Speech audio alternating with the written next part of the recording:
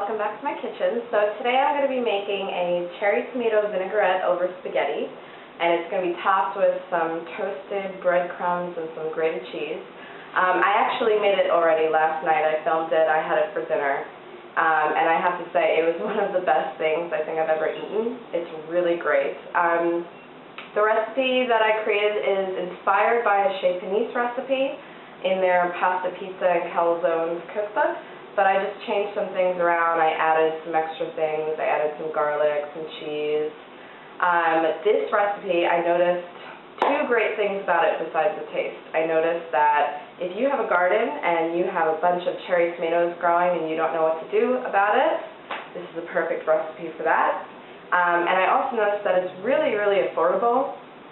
I think the most expensive ingredients that you need for this is the olive oil, or actually maybe the grated cheese. And I think that this recipe really depends on the freshness of the ingredients. The fresher your ingredients, the better it's going to taste with this particular recipe. And I think that it's versatile. You know, you can make it your own. You can add extra vegetables in it. You can add some meat. You can really, you know, do whatever you want. So I hope you give this recipe a try and rate and subscribe. And also, to any of my subscribers, if you have any recipes that you would like me to try to make, or any dishes that you'd want me to try to make, just let me know, send me a message, and I can see if I can, you know, experiment and try to figure out how to make that. So anyway, keep watching and enjoy. Okay, the ingredients we're going to be needing is some Parmesan cheese, or Pecorino Romano. Some breadcrumbs. I'm using fresh breadcrumbs today, but if you want, you can use dried breadcrumbs as well. A handful of fresh basil, cherry tomatoes that I had quartered, 2 cloves of garlic, balsamic vinegar. If you don't have balsamic vinegar, you can also use red wine vinegar, pepper, salt, and extra virgin olive oil. Okay, and pasta. Spaghetti I'm using today. Okay, let's get started. Okay, so the first thing I want to do is I'm going to take the 2 cloves of garlic. One is a fairly large clove and one is a medium-sized clove. And I'm just chopping it roughly just to get it started. And I'm going to add that into my mortar and pestle. And of course, you don't have to do this. You can mince it finely, or you can use a food processor. And then I'm going to add some salt. And I'm just adding this salt to help the grinding, mashing process of the garlic. So I'm going to mash away. There's salt in the trees if you tap them.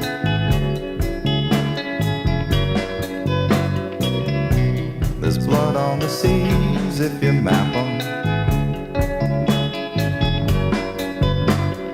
Christian, if you see your papa, tell him I love him. He taught me to love in the wild. Okay, so I got that all mashed. Alright, and the reason why you add the salt is it really helps make it into a fine paste. And this is almost going to be a raw sauce. It's going to be cooked a little bit, but it's almost going to be raw. So that's why I'm really mashing the garlic fine, so it doesn't have that real raw edge to it. And then the next thing I'm going to do is just add more salt and pepper. This is just to taste.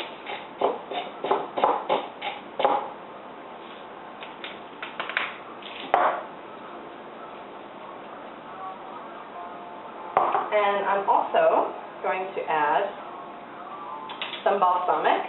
I'm going to add the rest of this. This is just like about a tablespoon of balsamic vinegar. I'm just going to add the whole shebang.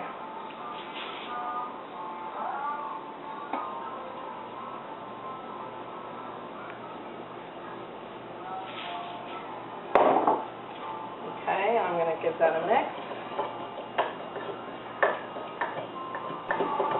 Now I'm going to add the olive oil. I'm going to add about a half a cup of olive oil. I know that that sounds like a lot, but you know, it's just really olive oil and tomatoes that's making the sauce. And I'm going to gently mix to combine.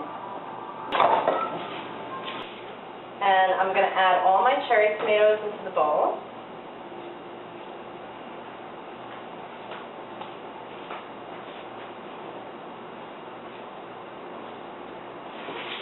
and I'm also going to add my olive oil and vinegar and garlic.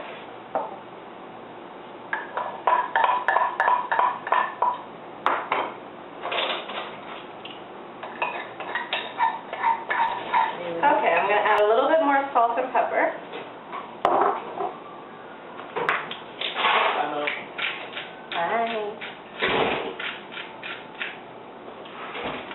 And I'm going to toss to combine.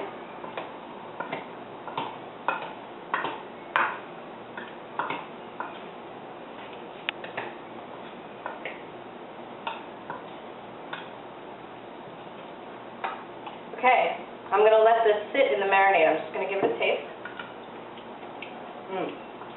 Very, very good. Okay, I'm going to let this sit, and now I'm going to prepare my breadcrumbs. Okay, this is where you want to start getting your water boiling. And what I'm going to do with this is I'm going to lay the breadcrumbs out. So this is just about a half a cup of breadcrumbs. I just had some leftover French bread and it went stale, so I just put it in the food processor. And just make sure you have no pieces that are too big, but this is perfect. So now what I'm going to do is I'm going to put this in a 350-degree oven, and I'm going to watch it. I just want it to get a little bit toasty, so I'm going to do that, and then I will be back. Okay, so the breadcrumbs are finished. They're nice and crispy. I pulled them out of the oven. They only took about, at the most, 5 minutes. So now what I'm going to do is I'm just going to flavor this up a little bit. I'm going to add some grated cheese into the breadcrumbs. This is also to taste. I'm probably going to add about, I would say maybe 3 tablespoons. Maybe 1/4 cup, we'll say.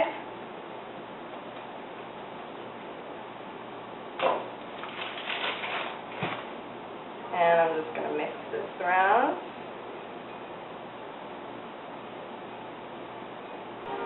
Set this aside. Now I'm going to chiffonade my basil. So to chiffonade, it's really, really easy, and I'm sorry if I'm doing this wrong and I offend anyone, but this is what I think it is. I know. So you're supposed to layer the basil, basically, one on top of each other, and then you're supposed to roll it from the long way. Roll, roll, roll. And then you just go down with a very sharp knife, and you just slice right through, and it's supposed to slice and make some nice ribbons. And you're supposed to use a really sharp knife so you don't bruise the basil, but mine is not very sharp, so I've actually bruised the basil, but yeah, whatever. It'll still taste really, really good. So let me get this all chiffonaded, and you'll see the next part. Okay, so I got my water going, salted, my spaghetti is boiling, it's almost done, probably needs about 3 more minutes. And of course you just use the package directions to cook that. I'm getting this pan nice and hot, and all I'm going to do is I'm going to add my tomato and olive oil mixture. Okay, and I'm just going to let that cook a little bit. You don't want it to cook too much, just a little bit, just to take the raw edge off. Okay, and I have it on quite a high flame. I have my breadcrumbs ready to go.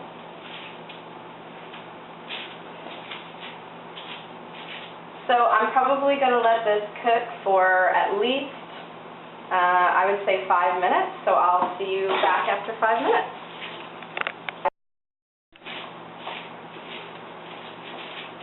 Okay, so it's definitely been about, I would say it's been about 6 minutes. And I tasted it, I checked for salt and pepper, it's great. My spaghetti is cooked through, so now I'm going to add my spaghetti. And I'm going to keep the pasta still on.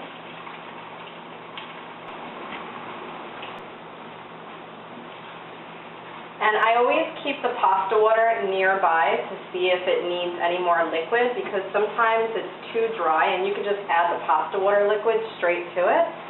That's a great tip for, cooking. because the pasta water actually helps. The starches in the pasta help to thicken the sauce, or, you know, it's just a way of adding more flavored liquid. Okay, so now for the fun part.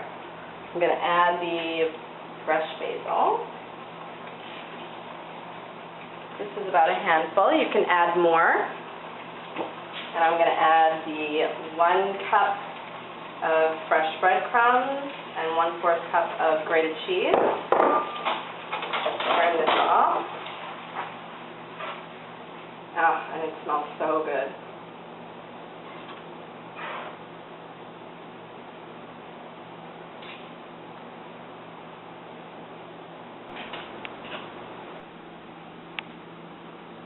Okay, so to finish this off, all I'm going to do is top it off with a little bit more grated cheese, really just for presentation.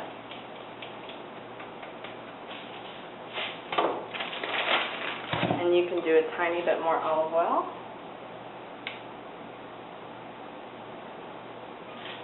Okay, and I'm going to give this a taste. I'm really excited.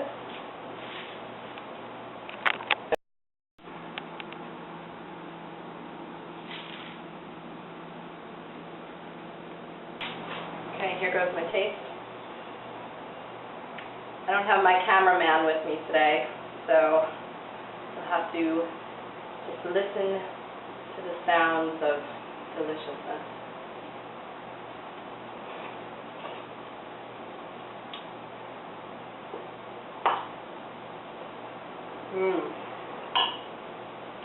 That is